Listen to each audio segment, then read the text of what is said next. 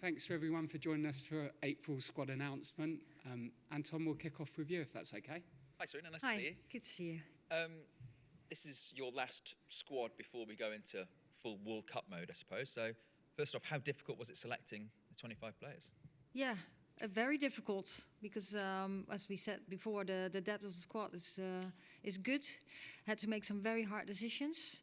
Some players came back and played minutes after having injuries. So, yeah, it was not easy. Talk me through some of the selection issues then. Let's start with the forwards. There's no Abby Salmon. There's no Best in England. Rachel Daly is now officially listed as a striker. Does that mean she is now a forward in the England squad? And how difficult was it selecting that forward panel? Yeah. Well, for this camp, she's selected for forward. We know she's very versatile, talking about Rachel.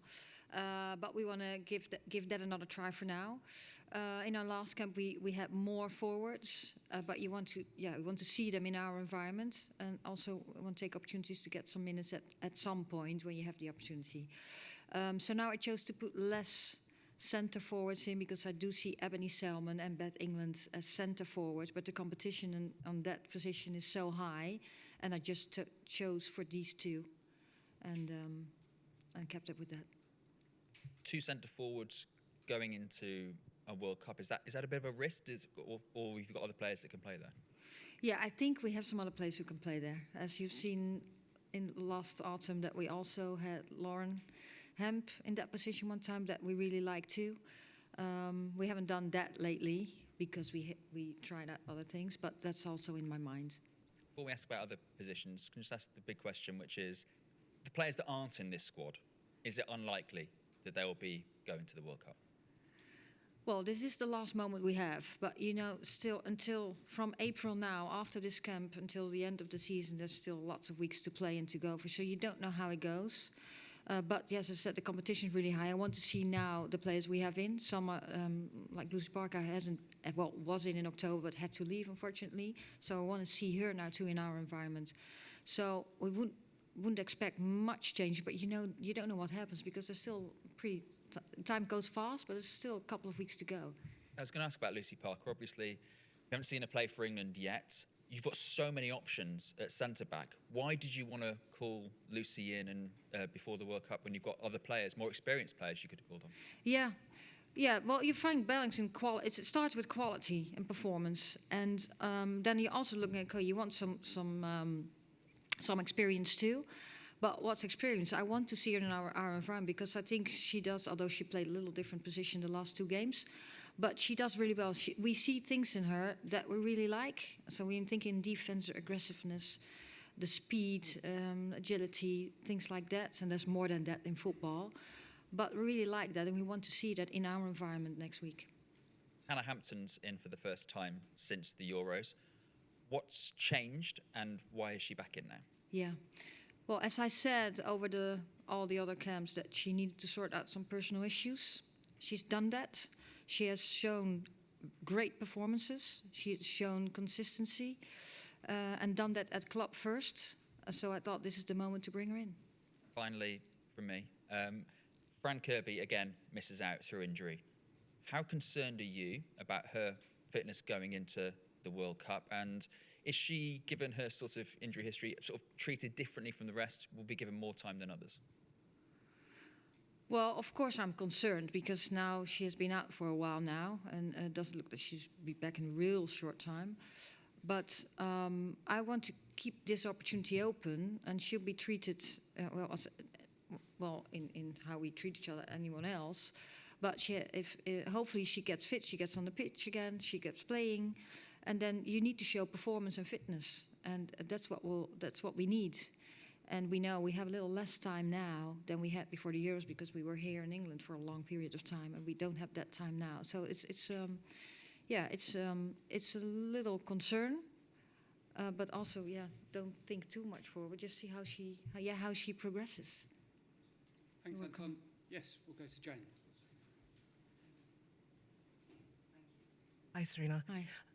Speaking about the players that you had to omit from the squad, did you have conversations with them where you still gave them hope? And what were those conversations like when you told them they weren't included?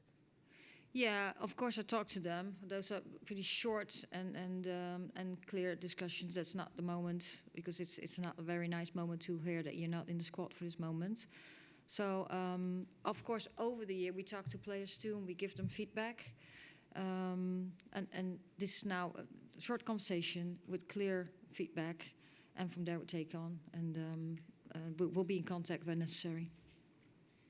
Throughout the Euros, you obviously didn't change your lineup at all, famous for that. Is it different in a World Cup, though, that you have to be able to rotate your squad and you have to have things like injuries in the back of your mind? So, and are you thinking about that when you're looking at this squad selection? Well, my starting point is not thinking about injuries. Like at the Euros, before the Euros started, I don't think about, well, we're going to start the same team all the time. It's just taking it from game to game. And when everyone plays the way we expect it to and want to, and we think that's the best starting lineup, and everyone recovers really well from the game, then I don't want to change. If we need to do a tactical change, we would do. But at the Euros, we didn't find it necessary to change. I don't know how that will go in the World Cup. It's a different situation. It's a new situation, other opponents. So it's not a principle or a strategy. It just develops throughout the tournament. And how valuable is it going to be playing two teams who are, of course, not European on the lead up to a World Cup? Yeah, I'm very happy with these two games. It's top 10 ranking. Brazil, of course, very good from other continents. And also Australia is a different style of play. So I'm very happy with these two games. Very necessary for us too. So after this April camp, we can have another start and think, okay, where are we at the moment? What do we need to do before we go into the World Cup? And also, how valuable is it from the sense of how different teams play, you know, South American teams and Australia as the home team for this World Cup as well? I'm not sure what you want to do. So how valuable will it be for England to face teams with such different styles of football? Yeah, well, you just want to prepare. You want to adapt to. You want to play your own style of play, but you also want to adapt to what do you have in front of you and have answers. So they will challenge us, and we need to find answers in the game. And the more games you have played against different opponents, the more experience you have with different styles of play and tactics, which prepares us really well. Thanks, Jane. We'll go to Phil at PA. Sarina, we know that beyond this there'll be a World Cup squad announcement in June. Is there anything more specific that you can say about that at this point? Will it be a provisional squad first? Will it and then be whittled down to the 23? Is there anything more specific you can say about the time frame and exactly when things will be happening? Yeah, well, now we first go to this April camp. Then after that, of course, everyone goes back to club, which everyone will have very big games domestically and internationally. And then indeed after the competition we announce the squads, and then it's pretty close to leaving to Australia. I can't say now, give you any more information because we first want to talk to the team how we are going to do that. I guess the only other thing I'd ask about that period of time is perhaps the warm-up games. Is there any sort of information about that you can give us at this point, or how that's kind of looking at the moment, the number, or whether they'll be out in Australia, that sort of thing? No, we want to play another game. We can't announce that yet, but hopefully we can play another game. Okay, cheers. Thanks, Phil. Yep, we'll go to Tom at the Telegraph. Thank you. Could I just firstly follow up on that? You want to play another game? Do you mean in England before travelling? Is that what you're Yes, that's what I hope for. Thank you. Could I also just go back to one of Anton's early questions about Hannah Hampton? Have you had a chance to talk to Carla Ward about that decision, and what sort of things did you discuss about the way she's returned to the team there? Yeah, of course. I talk to coaches because, you know, it starts with playing football at the club and how players are there. That's for every player. So I have contact with coaches. So I also have contact with Carla. I've had that throughout the year. Also, of course, about other players playing there. But the content of the conversation I'm not going to share because that's personal and that's confidential. Sure. Compared to the February squad, there's no Lotte Wibben-Moy and no Katie Zellum. Can you explain to us the reasons for them not being in this squad? Yeah, that's a hard one. It has to do with the plans I have in those positions, and as centre backs, that the competition for a centre back is really high. Some players can play at a full back, but also as a centre back, And at this moment, I chose other players, and that's the same for Katie. We know what she can bring, what she's done. She's showed that all the time. But now I make other choices in that position. And we're happy to see Millie Bright fit enough to be in this squad because obviously she came off last week injured. Do you know how she is and how hopeful you are that she can play in these games? Yeah, I hope so. She's being assessed at club, of course. So hopefully, they have Champions League and then they Aston Villa on Sunday, and hope everything goes well, and then she can have good games or progress this week and can come in. And sticking with centre halves, just one more question on that. Steph Horton's now obviously still not been in the squad for about 18 months. Maybe some people wondered whether she might get a call up to play at Wembley and maybe have sort of a thank you appearance, or was that ever in your thinking at all that she might be called up to play at Wembley to sort of thank her for what she's given to England over the years? Well, of course, I have so much respect for her, and I'm happy for her to see her on the pitch. But for now, for us, it's most important that we play games and that we get prepared for the World Cup. So that would be another moment. And the door's not closed, but at this moment, she's not in the squad, and I chose other players as centre back. And if I could just ask one more, you get asked this all the time, I know, but Beth Mead, can you update us on how hopeful you may or may not be for her World Cup participation? Yeah, I had conversation with her. She's doing well. She's in her rehab. She's doing good. But the World Cup is actually too early. So what we said now, she's not in our plans now. Just really take the time to get back well. But if a miracle happens and she goes so fast, then we will reconsider it. But at this moment, I don't expect that. Thank you very much. Thanks, Tom. We'll go to Sophie at ESPN. Hi, Sarina. You've got a lot of defenders and you've got a lot of attackers, but there's not that many midfielders in the squad. I was just wondering if you're looking at maybe the potential of putting Leah Williamson back in midfield, if it's something she's comfortable with, or if you're kind of happy with how everything's looking now.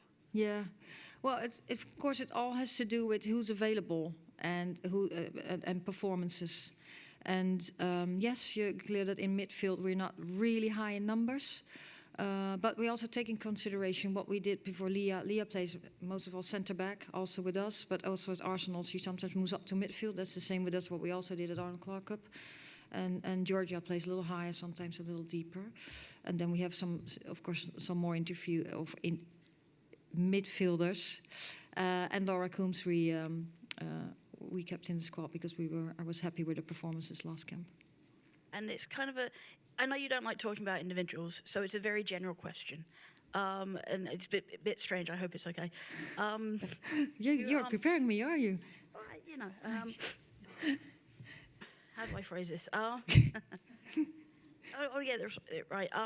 So we've talked a lot about the players in the squad and players not in the squad.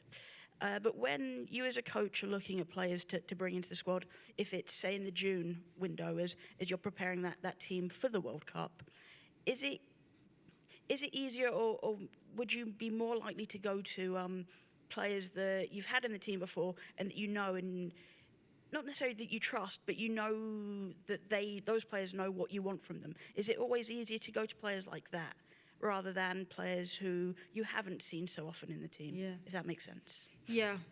Well, actually, yeah. Well, you're looking at, first of all, of performances, because we want the best players, how we consider, the best players in our squads. And then it's helpful when the player has been in our team for a long time. And it also has to do with experience. And experience not always age. If you have been with the team for 2-3 years, then you know how it goes. If you are a little older, but you haven't had that experience, you might need some longer time to get adapted to how we want to play. But it's also about the person itself. Some players need a little longer to get adapted, and some just straight away they adapt. So it's all about individuals, performances, talent, and competition in a position. So it's not about the easy way. It's about, I think, what's best for the team. And you mentioned their experience. I think Tom was pointing out there's quite a few players in the squad who don't have that many caps. So I think there's a few under around about 7 or 8 caps, I think, some of them. And obviously you've got Lucy Parker who isn't. How important is it ahead of a major tournament as well, or maybe thinking longer term, to get those players in, to get them used to the setup and then to give them that valuable game time? Yeah, well, that's balancing to. Well, are you still in preparation and you want to try out things? When we go to the World Cup, it's all about performing. We want to perform at our highest level, so everyone has to be ready. Then you're not going to experiment anymore. The closer you get, the less you experiment. The more you want to know what you want to do. Thanks, Sophie. Any more questions? If not, we'll leave it there. Thanks very much. Okay. Thank you. Thank you. See you next week.